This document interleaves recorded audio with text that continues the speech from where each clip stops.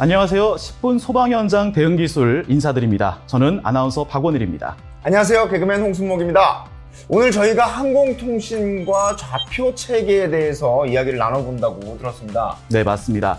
혹시 산에서 구조의 길 보신 적 있으신가요? 그럼요. 예전에 부상당한 분을 헬기로 구조하는 장면을 제가 본 적이 있습니다. 네. 그렇다면 그때 구조대의 위치를 어떻게 설명해야 할지 생각해 보셨나요? 생각해보니 그건 좀 난감하네요. 산속이라면 주소가 있는 것도 아니고. 네, 맞습니다. 하지만 오늘 배울 내용을 잘 숙지하시면 앞으로는 어렵지 않게 대응하실 수 있을 겁니다. 이거 정말 유용하겠습니다. 예. 오늘 집중해서 제대로 배워가도록 하겠습니다. 네. 이번 시간에는 항공기 사고, 산악 구조, 산불 진화 등 각종 재난 현장에서 각 기관별 항공기와 통신하는 방법과 지번 주소로 정확한 재난 위치를 파악하는 것이 어려운 산, 강, 호수 등에서 발생한 현장의 위치를 정확하게 파악할 수 있는 방법에 대해서 알아보도록 하겠습니다. 먼저 항공통신에 대해 알아보겠습니다. 기본적으로 전국 각 시도별 소방 헬기는 UHF 소방망을 통해 교신할 수 있습니다. 소방대원을 위한 통신망이 따로 있군요. 네, 맞습니다. 작전망인 UHF는 주로 현장에서 활동 중인 소방대원 간 통신하는 데 사용되고 있습니다. 따라서 만약 타 기관의 헬기와 교신이 필요한 경우에는 지휘 차량에 비치된 휴대용 VHF 항공통신 무전기를 사용해 교신해야 합니다. 왜 타기관 헬기와는 VHF 무전기를 사용해야 되나요? 단순한 이유인데요. 타기관 헬기에는 UHF가 없기 때문입니다. 관련법에 따라 소방 헬기를 비롯한 모든 항공기는 VHF를 장착하고 있으므로 산림청 헬기, 임차 헬기, 군용 헬기 등 타 기관에서 출동한 항공기와 교신해야 하는 상황에는 꼭 VHF를 사용해야 합니다. 휴대용 VHF 무전기에 장입된 육상 재난 주파수 122.0MHz를 사용하면 항공기와 교신할 수 있습니다. 아예 법으로 정해져 있군요. 그거 몰랐네요. 그렇습니다. 다만 이 휴대용 항공 VHF 무전기는 두 가지 물리적 제한 사항이 있습니다. 물리적 제한이요? 어떤 건가요? 먼저 송신 출력이 낮아 통신 가능 거리가 약 4km로 제한됩니다.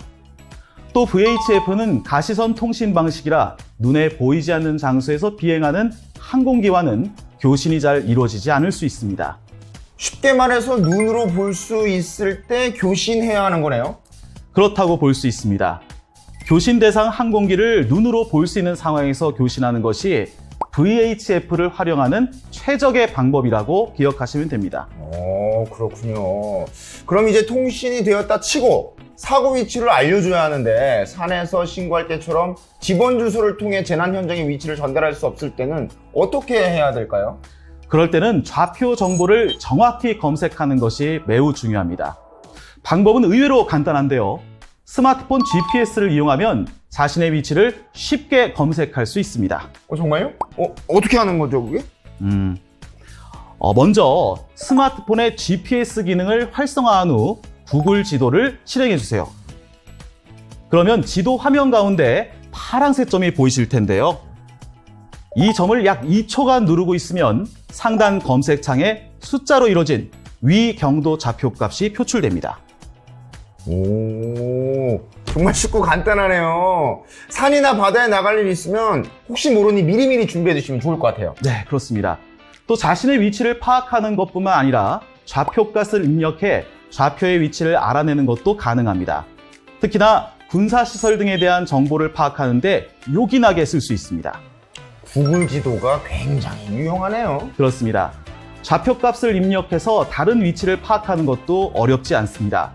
다만 우리가 사용하는 위경도 좌표에는 여러 가지 표기 방식이 있기 때문에 표기 방식에 따라 검색 방법도 약간씩 다르다는 점만 주의하면 됩니다. 잠깐만요. 좌표를 표기하는 방식이 여러 가지가 있나요? 네, 그렇습니다. 먼저 가장 흔히 사용하는 방식부터 소개해드리겠습니다. 바로 도분초 좌표 표기 방식입니다. 도분초요? 네. 도분초는 각도를 표시하는 단위인데 GPS 좌표의 위도와 경도 좌표값으로 가장 많이 사용되는 방식입니다. 그럼 구글 지도 앱에서 도분초 좌표를 그대로 검색하면 될까요? 조금 다릅니다. 좀 더 단순한데요. 도분초 좌표를 검색할 때는 단위별로 한 칸씩 띄어서 입력하면 됩니다. 이때 위도와 경도를 나타내는 영문자 N과 E는 생략하시면 됩니다. 네? 잠깐만요. 좀 헷갈리는데 예시를 들어주실 수 있을까요? 네. 예를 들어 다음과 같은 도분초 좌표를 구글 지도 앱에서 검색한다고 하면요.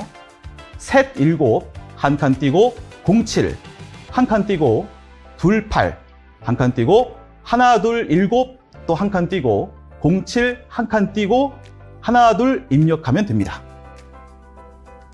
한 자리 숫자 앞에는 0을 붙이고 문자나 기호 그리고 소수자리는 입력하지 않습니다. 아, 그렇게 하면 되는구나. 이거 생각보다 좀 간단하네요. 그런데 왜 1, 2 이렇게 말 안 하고 하나, 둘 이렇게 읽으시나요? 그건 오류를 최소화하기 위해서입니다. 오류요? 네. 재난 현장에는 소음이 많기도 하고 또 현장에서 부정확하거나 지나치게 빠르게 말해 잘못 알아들을 수 있거든요. 이러한 오류를 줄이고 정확히 전달하기 위해서 0, 1, 2, 3, 4, 5, 6, 7, 8, 9과 같이 읽는 것을 권장하고 있습니다. 다른 사람한테 전화번호 전달할 때 헷갈리지 않게 하나, 둘 하는 거랑 비슷한 거네요. 네, 그렇습니다. 그럼 이제 다음 좌표 표기법을 살펴볼까요? 다음으로 알아볼 내용은 십진법 표기 방식입니다. 십진법은 제가 알죠. 예, 아는 게 나와서 반갑습니다. 익숙한 만큼 검색 방법도 간단한데요. 위도와 경도값 사이를 한 칸 띄고 소수점을 포함해 그대로 입력하면 되는데요. 이때도 도분초 좌표 입력할 때와 마찬가지로 영문자 N과 E를 생략해야 합니다. 예를 들어서 설명해 주시겠습니까? 네.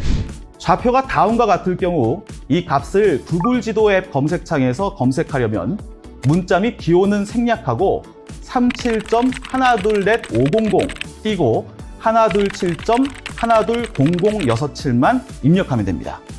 문자랑 기호만 빼고 그대로 입력하면 되니까 좀 더 간단하네요. 네, 맞습니다. 이제 마지막으로 군사 좌표 체계 MGRS 방식을 알려드리겠습니다. 군사좌표도 알아야 되나요? 군사좌표는 어떤 상황에서 쓰게 되나요? 사격장 등 군사시설이나 군용 항공기 사고 등 군과 합동으로 대응하게 될 경우에 사용될 수 있기에 입력 방법을 알아두는 것이 좋습니다. 오, 그렇군요. 군사 좌표 체계는 다음과 같이 다소 복잡하게 구성되어 있는데요.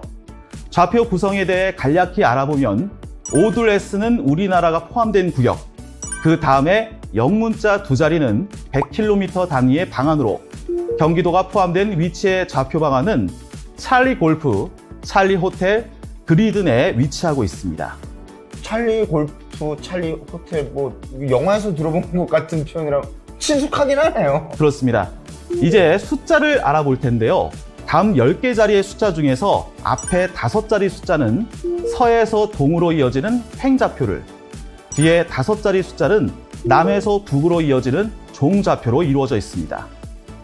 통상 군에서는 10개 자리의 숫자를 다 쓰지 않고 6계단, 8계단으로 불리는 6자리 숫자와 8자리로 구성된 좌표를 주로 사용합니다. 숫자가 많아질수록 1m 단위의 정밀한 위치를 확인할 수 있습니다. 군사좌표는 앞에서 알아본 표기 방식과는 확실히 다르네요. 뭔가 좀 복잡한 느낌이에요. 네, 그렇죠. 좌표를 입력할 때도 조금 더 신경 쓸 부분이 있습니다. 만약에 군부대로부터 6계단 좌표를 받았다면 종좌표와 횡좌표 뒤에 00을, 8계단 좌표를 받았을 경우에는 0을 추가해서 입력해야 합니다. 잠깐만요. 그러면 뭐 공을 많이 추가하네요. 헷갈릴 것 같은데 그러면? 10자리에서 모자란 만큼 0으로 채워준다고 하시면 됩니다. 예를 들어 6계단 좌표 찰리 골프 628, 123을 받았다면 구글 지도에 입력할 때 종좌표, 횡좌표 뒤에 각각 00을 붙여서 O2S 찰리 골프 628, 00, 123, 00을 입력하시면 됩니다. 군사 좌표를 입력하실 때는 띄어쓰기 없이 쭉 입력하시면 됩니다. 처음엔 어려워 보였는데 설명을 들으니까 이제 좀 정리가 되는 것 같습니다. 이젠 어디에서나 구글 지도를 통해서 재난 현장의 위치를 정확하게 파악할 수 있겠습니다. 네, 오늘 알려드린 내용을 잘 익히셔서 현장에서 유용하게 활용하시기를 바랍니다. 자, 오늘 10분 소방 현장 대응 기술은 어떠셨나요? 정말 유익했습니다. 다음에는 또 뭘 배울 수 있을지 정말 궁금하고 기대가 돼요. 네. 다음 편도 알차게 준비해서 도움이 되도록 노력하겠습니다. 많은 기대 부탁드립니다. 그럼 인사드리면서 마치도록 하겠습니다. 대한민국 소방관 여러분을 응원합니다. 안전!